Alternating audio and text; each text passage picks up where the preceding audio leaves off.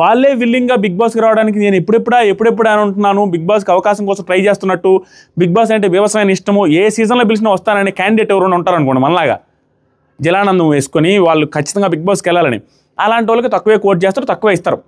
వాళ్ళు కూడా వెంటనే ఓకే చేస్తారు, కొంచెం అమౌంట్ ఓకే ఇంత చెప్పగానే ఓకే చేస్తారు. అలా నెగోషియేషన్స్ జరుగుతాయి. దాంతోపాటుగా బిగ్ బాస్ టీం ఎప్పుడు కూడా మరీ లెస్ అమౌంట్ కోట్ చేయదు. ఇప్పుడు నేనున్నాను, నాకు మంచి అమౌంట్ కోట్ చేశారు, నా కంటెస్టెంట్స్ నాతో పాటు వచ్చిన వాళ్ళు బయట సంపాదించిన దానికంటే కూడా ఎక్కువ కోట్ చేశారు. వాళ్ళు కోట్ చేసే విధానం మరీ చీప్గా అయితే కంటెస్టెంట్స్ తక్కువ చేసి ఇంత తక్కువ ఇస్తున్నారు ఏంటి అనే విధానంగా ఉండదు. బయట కంపేర్ చేస్తే, బయట అంటే మనం ఇప్పుడు ఎగ్జాంపుల్కి మేము ఒక టీవీ షోకి వెళ్ళాం అనుకోండి, ఆ టీవీ షోలతో కంపేర్ చేస్తే 2-3 టైమ్స్ ఎక్కువ ఇస్తారు, 2-3 టైమ్స్ ఎక్కువ ఇస్తారు. అందుకనే సీరియల్ యాక్టర్లు కానీ వాళ్ళు కానీ వీళ్ళు కానీ వచ్చేది చాలా ఎక్కువే ఇస్తారు, గుడ్ అమౌంట్ ఇస్తారు.